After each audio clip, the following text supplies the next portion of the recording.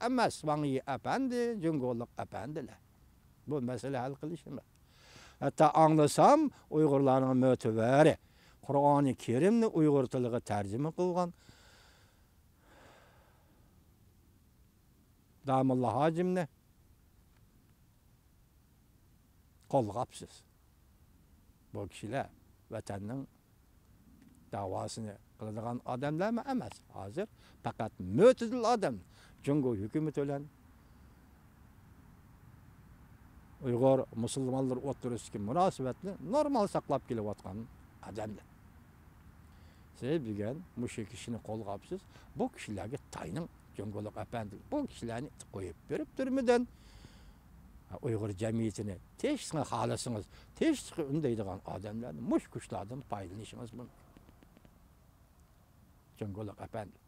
Hazır sizin vaziyetiniz o halda, dünyanın vaziyeti bu halda.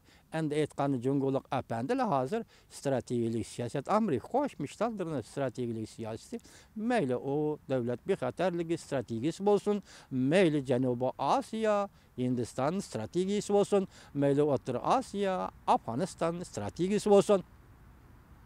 Bularning hammasidan aytganda Jungo hükümeti sizga kelayotgan xalqaro besimning qaysi darajaga yetganligini tunib yetganda albatta siz ishga jihati bostirishni, zo'ravonlikni qo'llanmaysiz, balki ular bilan ittifoqlashib masala hal qilish uchun kengchilik qilishni qo'llanishi bu siyosatning yo'li.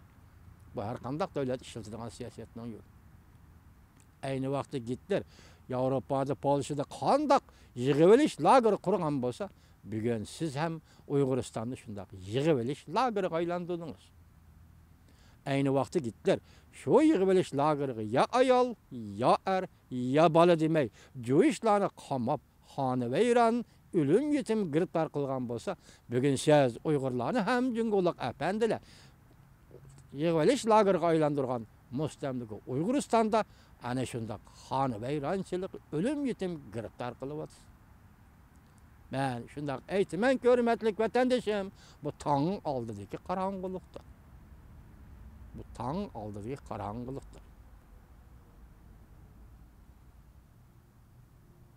O'z yo'li bilan bo'ldi.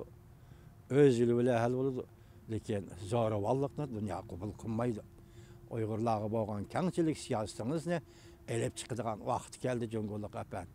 Onun o'rtadagi teshikni yoki chegaraning teshigini Afg'onistonlik, Pokistonlik qilib bermaydi. Siz ularga bergan 57 milliard dollarni Xinjiang Uyg'ur avtonom rayoning qurilishiga ishlatding. Qishqiro so'g'oqda yurgan Uyg'urning bola chaqalarini tarbiyalashga ishlatding. Yoki ularning yemak ishini to'liqlashga ishlatding.